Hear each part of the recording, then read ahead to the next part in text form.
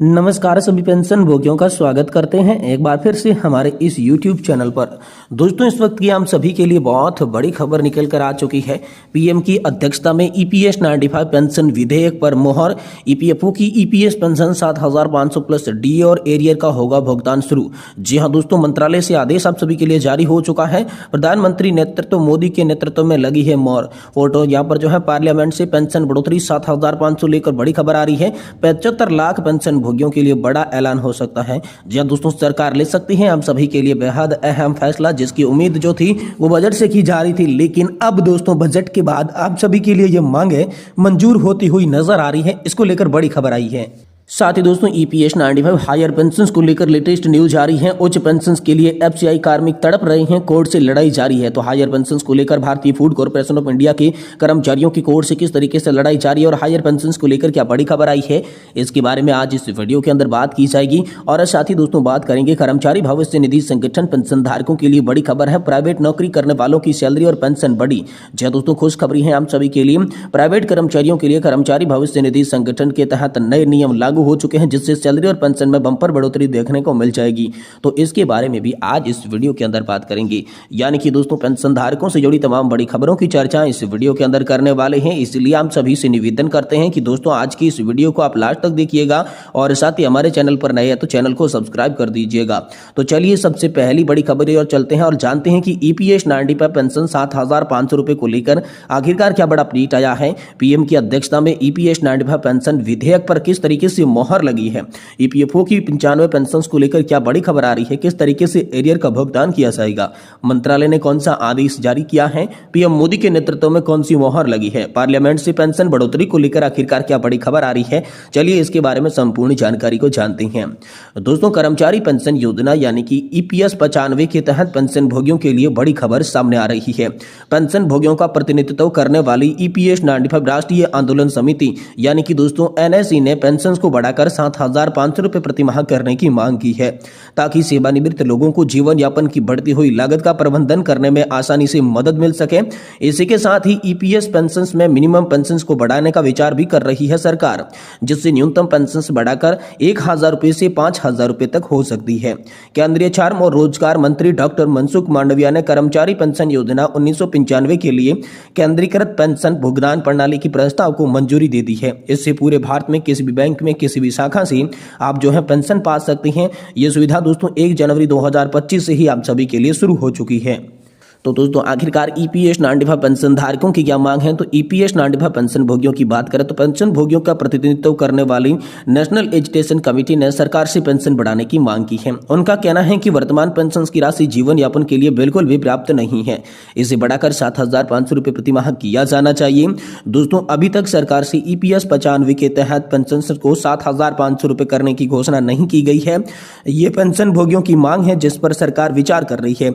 कुल मिलाकर दोस्तों बात करें तो EPS 95 पेंशन योजना के संबंध में दी गई विभिन्न स्रोतों से जानकारी के मुताबिक ये पता चला है कि EPS पेंशन 7,500 रुपए न बढ़ाकर अब यहां पर 5,000 रुपए तक हो सकती है, क्योंकि ट्रेड यूनियनों ने लगातार 5,000 रुपए की पेंशन को लेकर बात कही है।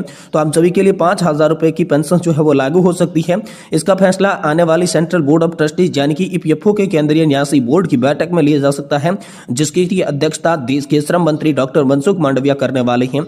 और इसमें पेंशन धारकों के लिए बड़े फैसले लेना संभव बताए जा रहे हैं, जो कि 28 फरवरी को होने वाली सेंट्रल बोर्ड ऑफ ट्रस्टीज की बैठक में आप सभी के लिए लिए जाएंगे। वहीं दोस्तों कर्मचारी भविष्य निधि संगठन की पेंशन योजना को लेकर बड़ी खबर है। प्राइवेट नौकरी करने वालों की सैलरी और पेंशन के अंदर बंपर बढ़ोतरी को लेकर बड़ी खबर आ चुकी है। साल 2025 में सैलरी और पेंशन में बढ़ोतरी होने वाली है। प्राइवेट कर्मचारियों के लिए कर्मचारी भविष्य निधि संगठन ने नए नियम जारी कर दिए हैं। तो दोस्तों भारत के कर्मचारी और पेंशनधारकों की सैलरी और नियमों से जुड़े समय समय पर बदलाव होते रहते हैं। खासकर EPFO के द्वारा लागू किए गए नए नियमों का असर कर्मचारियों पर पड़ता है। 2025 में कर्मचारी भविष्य निधि संगठन ने कुछ नए नियम लागू करने की योजना बनाई है, जिनसे प्राइवेट सेक्टर में कर्मचारियों की सैलरी और पेंशन में बदलाव देखने को मिलेगा। इन बदलावों का उद्देश्य कर्मचारियों को अधिक वित्तीय सुरक्षा प्रदान करना है और उनके रिटायरमेंट की योजना को मजबूत करना है। इस वीडियो के अंदर 2025 में लागू हो चुके और लागू होने वाले कुछ ऐसे नियमों के बारे में विस्तार से जानेंगे और इन नियमों का कर्मचारियों की सैलरी, पेंशन और भविष्य निधि पर क्या प्रभाव पड़ेगा इसे भी समझेंगे। अगर आप भी प्राइवेट सेक्टर में काम कर रहे हैं, EPF खाता धारक है, तो ये जानकारी हम सभी के लिए बेहद खास होने वाली है। तो इस वीडियो को आप कंटिन्यूसली लास्ट तक जरूर देखिएगा। दोस्तों 2025 में लागू हो चुके और लागू होने वाले कई महत्वपूर्ण बदलाव कौन से आइए जानते हैं। पहला है दोस्तों सैलरी कैलकुलेशन का नया फॉर्मूला।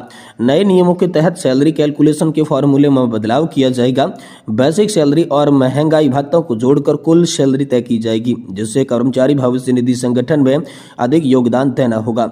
दूसरे बड़े बदलाव की बात करें तो पेंशन राशि में बढ़ोतरी को लेकर बड़ी खबर आ रही है। पेंशन स्कीम के तहत न्यूनतम पेंशन की राशि को बढ़ाकर 3,000 या फिर 5,000 रुपये प्रति माह किया जा सकता है। इससे रिटायरमेंट के बाद कर्मचारियों को अधिक वित्तीय सहायता मिलने की उम्मीद की जा रही है। वही तीसरा है दोस्तों ईपीएफ कंट्रीब्यूशन रेट को लेकर बड़ी खबर आ रही है।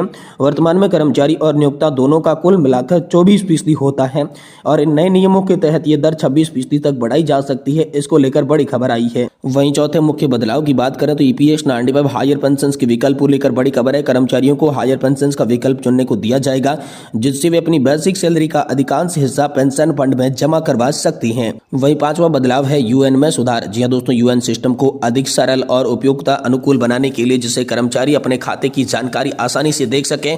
और छठा है ऑनलाइन सेवा को विस्तार। जी हां दोस्तों, कर्मचारी भविष्य निधि संगठन की सभी सेवाओं को डिजिटल प्लेटफॉर्म पर उपलब्ध करवाया जाएगा, जिससे क्लेम प्रोसेसिंग और अन्य कार्य तेजी से हो सकेंगे। तो आखिरकार साल 2025 में हो रही इन बदलावों का क्या फायदा होने वाला है, किस पर यहाँ पर जो है असर पड़ेगा, इसके बारे में चलें तो दोस्तों ईपीएफओ द्वारा प्रस्तावित इस नए नियमों के कई फायदे होंगे, जिसमें सैलरी बढ़ोतरी होगी। तो दोस्तों बेसिक सैलरी में बदलाव से कर्मचारियों की कुल सैलरी भी यहाँ पर बढ़ेगी। न्यूनतम पेंशन राशि बढ़ाने से रिटायरमेंट के बाद जीवन यापन आसान होगा, जिससे पेंशन की सुरक्षा मिलेगी। वहीं पीएफ योगदान बढ़ाने से रिटायरमेंट फंड मजबूत होगा, जिससे भविष्य निधि की योजना मजबूत हो जाएगी। वही दोस्तों ऑनलाइन सेवाओं को समय से और समय में बचत होगी और प्रक्रिया आसान होगी, जिससे डिजिटल सुविधा में बदलाव किया जाएगा। तो दोस्तों क्या होगा इनका सबसे ज्यादा फायदा, किन किन लोगों को होगा इसका फायदा, इसके बारे में बात करें तो प्राइवेट सेक्टर के ऐसे कर्मचारी जो काम कर रहे हैं उनको यहाँ पर फायदा होगा। वे लोग जो हायर पेंशन स्कीम का चयन कर चुके हैं उन लोगों को इससे फायदा होगा। वे कर्मचारी जिनकी बेसिक सैलरी जो अधिक है उनको उसका फायदा होगा। और ऐसे कर्मचारी जो रिटायरमेंट प्लानिंग करने वाली हैं तो उनको भी दोस्तों इसका फायदा देखने को मिलेगा। ये बड़ी खबर आ चुकी है। वहीं ईपीएस 95 हायर पेंशन को लेकर लेटेस्ट न्यूज आई है। उच्च पेंशन के लिए एफसीआई कार्मिक तड़प रहे हैं, कोर्ट में लड़ाई आप सभी के लिए जारी है। ईपीएस 95 हायर पेंशन को लेकर ताजा खबर है। पेंशन भोगियों ने बड़ा दावा आप सभी के लिए कर दिया है। जी हां, तो दोस्तों सुप्रीम कोर्ट के आदेश के बाद उच्च पेंशन का मामला अटका हुआ है। खासतौर पर एफसीआई के कार्मिक अभी भी विचलित है। सरकार और कर्मचारी भविष्य निधि संगठन पर नाराजगी का आलम इस तरीके से है कि उनका गुस्सा फूटता हुआ दिखाई दे रहा है। ईपीएस 95 पेंशन राष्ट्रीय संघर्ष समिति रायपुर के अध्यक्ष और एफसीआई के पूर्व कार्मिक अनिल कुमार नामदेव ने सिस्टम पर सवाल उठाते हुए कहा कि मुझे डर है भारतीय खाद्य निगम की सेवानिवृत्त कर्मचारियों की जो अभी जीवित है। उन्हें याद होगा कि एक दशक से अधिक समय पहले एफसीआई ने एक योजना लाई थी, जिसके बारे में कहा गया था कि ये उनके कर्मचारियों को सामाजिक कल्याण के लिए शुरू की गई है, ताकि वे सेवा में सेवानिवृत्त होने के बाद पर्याप्त वित्तीय सहायता प्रदान कर सकेंगे। हालांकि इसके नाम से ऐसा लगता है कि ये स्वपरिभाषित अंशदान पेंशन है, लेकिन ऐसा नहीं था। वास्तव में ये एक वार्षिक आधारित व्यवस्था थी। बाद में ये योजना सफल नहीं और इसे समाप्त कर दिया गया। कर्मचारी योजना से बाहर निकाल का विकल्प दिया था, लगभग सही यही विकल्प चुना था। बदले में दोस्तों 10+2 राशि वापस कर दी थी। यह देखा गया था कि योजना को 1/1/2007 से प्रभावी किया जाना आवश्यक था, न कि 1/12/2008 से, जैसा कि डीपीई निर्देशों के अनुसार यह सार्वजनिक उपक्रमों के मामले को किया गया था। इस वास्तविकता को जानने के बाद कुछ कर्मचारी संघ 1/1/2007 से लागू किए गए संशोधन की मांग की। यह समझा जाता है कि प्रबंधन की वीडियो की मंजूरी के साथ आवश्यक आदेशों को पहले से यहाँ पर प्रस्ताव सिफारिश करते हुए मंत्रालय से संपर्क किया था, लेकिन आज तक इसको लेकर कोई भी निर्णय नहीं हो जाए हैं। यह अच्छे तरीके से जानते हैं कि यह यहाँ पर जो है लंबी समय से लेने वाली प्रक्रिया है। सक्षम न्यायालय की रीट कार्यवाही एकमात्र समाधान है। वे केवल औपचारिकता निभा रहे हैं। क्या कोई ट्रेड यूनियन या एफसीआई सेवानिवृत्त कर्मचारियों का मंच है जो यहाँ पर जो है न्याय बहाल कर सकेगा? लंबे समय से धूल में फेंक दिए गए वैध दावों को बहाल करने को लेकर कोई भी खबर सामने नहीं आ रही है, जिससे एफसीआई के पेंशन धारकों को बड़ा नुकसान उठाने को पड़ सकता है। ये दोस्तों अनिल कुमार नामदेव हाल फिलहाल में राष्ट्रीय संघर्ष समिति के अध्यक्ष रायपुर के द्वारा ये बताया गया है।